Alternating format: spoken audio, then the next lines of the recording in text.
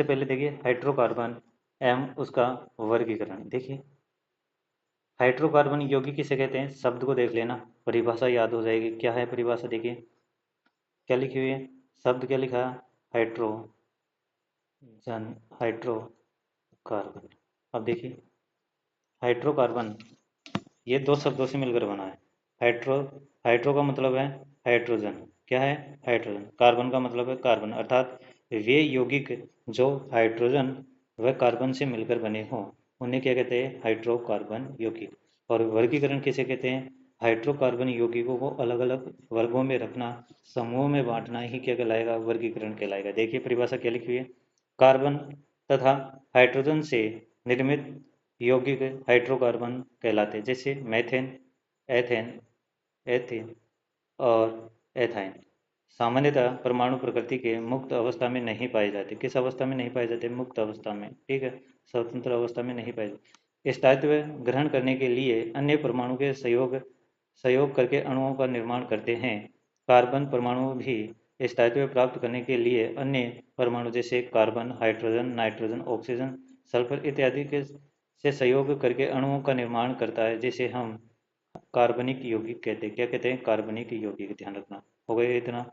Hydrocarbon को केवल इतना ही याद रखना है, परिभाषा के अंदर क्या रखना है, कार्बन और हाइड्रोजन से मिलकर बने यौगिक को क्या कहते हैं, हाइड्रोकार्बन यौगिक, ठीक है। और कार्बन के कार्बन से बने यौगिक है कार्बनिक यौगिक कहलाएंगे, ठीक है। आगे बात सुने। और कार्बन अपना स्थायित्व बनाने के लिए अन्य परमाणुओं से क्या करता है, सहयोग करता है और नए यौगिक बनाता है, ठीक है। सॉरी। अब देखिए हाइड्रोकार्बन यौगिकों का वर्गीकरण दो प्रकार से करते हैं, एक चक्रीय, दूसरा अचक्रीय। पहला कौन सा होगा, अचक्रीय, दूसरा चक्रीय, ठीक है। चक्रीय का अर्थ क्या होता है, जिसमें वलय हो, ठीक है, और जिसमें वलय ना हो वो कौन से होंगे, अचक्रीय, ठीक है। अर्थात एक कार्बन दूसरे कार्बन से जुड़ता है, तीसरा अब पहले कार्बन से बन जाए तो ये बंध परिपथ बन रहा है, तो वो कौन से हो गए, चक्रीय। क्या होगा, देखो ये एक कार्बन हो गया, ये दूसरा कार्बन, ये तीसरा कार्बन। अब देखिए पहला कार्बन दूसरे से जुड़ा, दूसरा किससे जुड़ेगा, तीसरे से, और तीसरा पहले से। तो इस प्रकार से बंध बंध परिपथ बनेगा, अर्थात बंध रूप से बनेगा, एक कार्बन दूसरे कार्बन से जुड़ा रहेगा, ठीक है। एक सर्किल बन जाता है, इसे हम क्या कहते हैं, चक्रीय।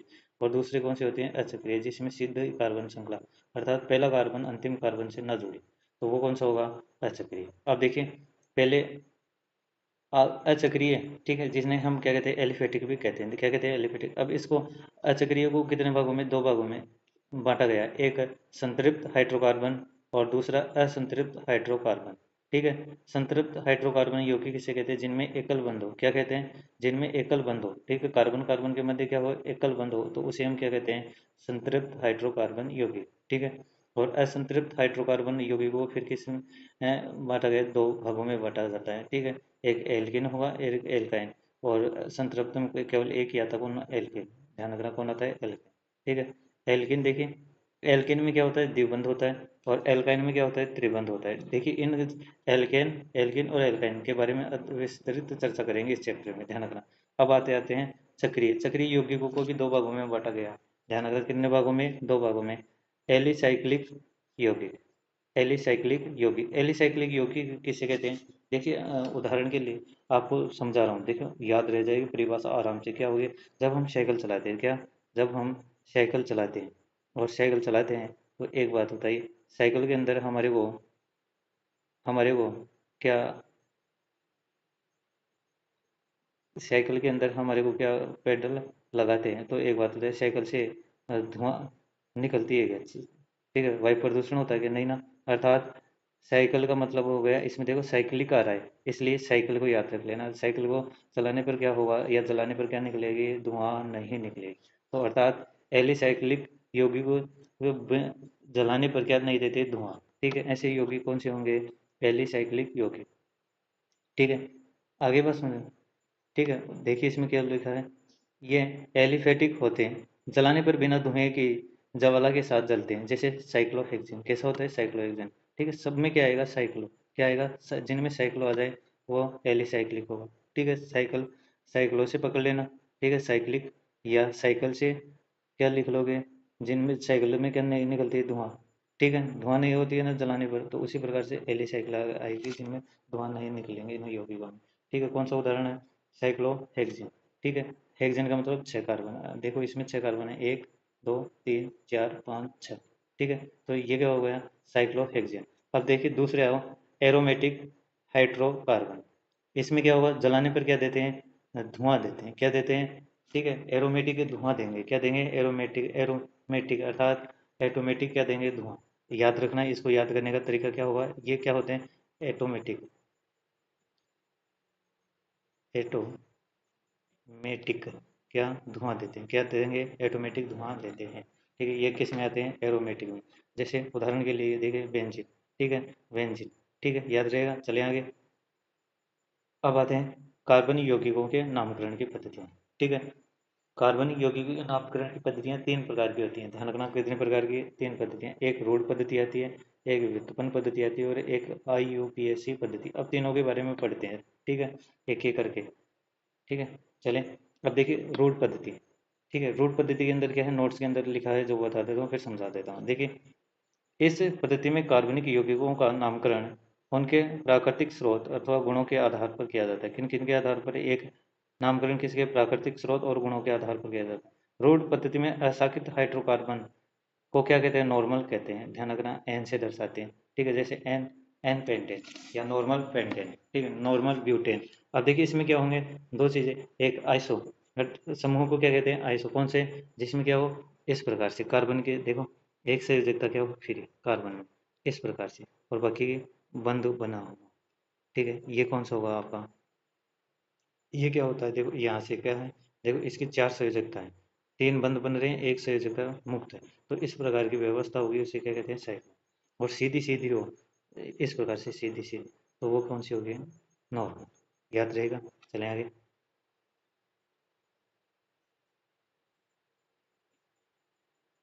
ठीक है, आइए।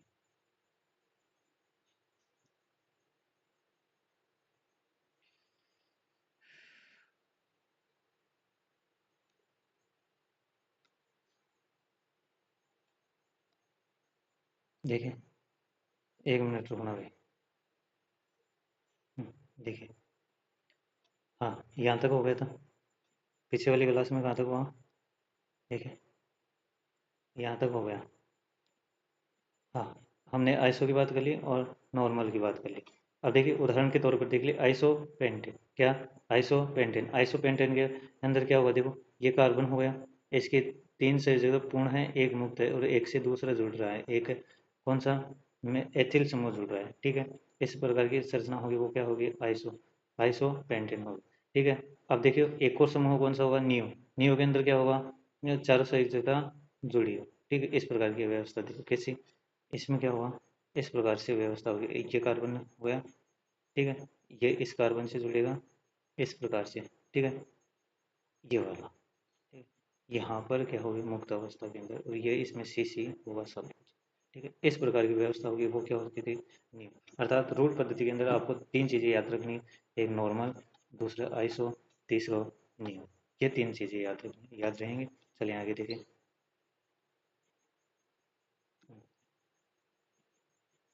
आइए। अब देखिए उदाहरण देखिए, इसमें क्या लिखे हुए हैं? मेथेन। मेथेन का रोड नाम क्या होगा? Marsh gas. याद रखना, इस सारणी को मोस्ट लगा लेना और याद कर लेना, क्योंकि यहाँ से क्वेश्चन आते हैं, तो इसलिए इसको याद कर लेना। मेथेन को मार्स गैस कहते हैं। इसका प्राकृतिक स्रोत देखिए कहाँ कहाँ से प्राप्त होगा? दलदल से प्राप्त होगा। अ, ठीक है, और मार्सी स्थानों से प्राप्त होगा। अब देखिए ये क्या है? मेथेनॉल। क्या है? CH3OH। ये क्या होता है? मेथेनॉल। और मेथेनॉल को कहते हैं कास्ट स्प्लिट कहते हैं। ये लकड़ी के भंजन रासवन से प्राप्त होता है। ये क्या है? Acetic acid. ठीक है, एथेनोइक अम्ल। ठीक है, ये सिरके के रूप में प्राप्त होती है। ठीक है, और ये फॉर्मिक अम्ल है। फॉर्मिक अम्ल किसे? लाल चींटी के डंक से प्राप्त होगा। और ये लैक्टिक अम्ल है। ठीक है, ये दुग्ध में पाया जाएगा। ध्यान रखना, इनको याद कर लेना अच्छी तरह से। ठीक है, चले आगे। अब देखिए दूसरी पद्धति। ठीक है, इस पद्धति के अंदर नामकरण है। ठीक है, सरल यौगिक के रूप में किया जाता है। ठीक है, क्या किसके रूप में? सरल यौगिकों के रूप में किया जाता है। जैसे यहाँ पर CH4, ये क्या है? मेथेन। ठीक है, इसका सरल, ये क्या है? मेथेन क्या हो गया? सरल रूप। और CH3OH, इसे क्या कहते हैं? कार्बोनिल। ये इसका सरल रूप हो जाएगा, और एसिटिक अम्ल ये इसका सरल रूप। अब देखिए इसमें यौगिक देखिए, CH3, CH, देखिए जूम कर देता हूँ जिससे आपको दिखे, ठीक है। यहाँ पर देखो CH3, CH, और फिर CH3 और CH, ये वाला एक यौगिक है। अब देखो इसका नाम क्या है, ट्राई मेथिल मेथेन, अर्थात हमने जो मेथेन है, ठीक है, कितने, देखो ये वाले इससे कितने जुड़े हुए हैं, 3, ठीक है भाई। एक ये वाला तो कौन सा होगा, मेथेन। अब देखिए ये एक और एक, दो और एक, तीन, ठीक है, इन्हें हम क्या कहते हैं, मेथिल। क्या कहते हैं, CH3 होगा, देखो CH3 होता है, इसे हम क्या कहते हैं, मेथिल। और ट्राई का मतलब 3, 1 2 3, इसलिए 3 ट्राई आ गया, ट्राई मेथिल मेथेन हो गया, ठीक है। अब देखो CH3, CH2OH, ठीक है, इसे क्या कहते हैं, मेथिल कार्बोनिल, ठीक है। हम देखो ये वाला सूत्र देखो, ठीक है, ये वाला, इसको हम क्या कहते हैं, कार्बोनिल, और CH3 को क्या कहते हैं, मेथिल, इसलिए इसका नाम क्या रखा, मेथिल कार्बोनिल, ठीक है। अब देखो अगला CH3, CH2, और फिर C, और यहाँ पर CH3, फिर OH, CH, फिर CH3, CH, इस प्रकार की यौगिक है, इसका नाम क्या होगा, मेथिल एथेन आइसोप्रोपिल कार्बोनिल, ठीक है, याद रहेगा। अब देखिए अगला, ये वाला, इस वाली संरचना को हम क्या कहते हैं, एसिटिक एसिड, और ये वाले क्या होगी, आइसो, तो ये क्या होगा, आइसोप्रोपिल एसिटिक अम्ल, ठीक है, इस प्रकार से याद रखोगे। देखिए समझ में आ गया होगा। आगे इनको पढ़ेंगे एक करके आराम से, और भी ज़्यादा समझ में आएगा, ठीक है। एक साथ समझ में नहीं आती कोई चीज़, आराम से आ जाएगी, ठीक है। इस पद्धति का लास्ट पॉइंट है, ठीक, आज की क्लास का, और पद्धति भी लास्ट है, IUPAC पद्धति। देखिए IUPAC ने यौगिकों के नामकरण के लिए कुछ महत्वपूर्ण नियम बताएं। इस पद्धति के अनुसार सभी कार्बनिक यौगिकों का नामकरण किया जा सकता है जो सर्वत्र मान्य है, अर्थात पूरे विश्व के अंदर माने जाते हैं। इस पद्धति के अनुसार कुछ सरल कार्बनिक यौगिक जैसे एल्केन, एल्किन, एल्काइन का नामकरण निम्न अनुसार किया जाता है, अर्थात ये नियम काम में आएंगे नामकरण के लिए, तीनों को याद कर लेना, ध्यान रखना।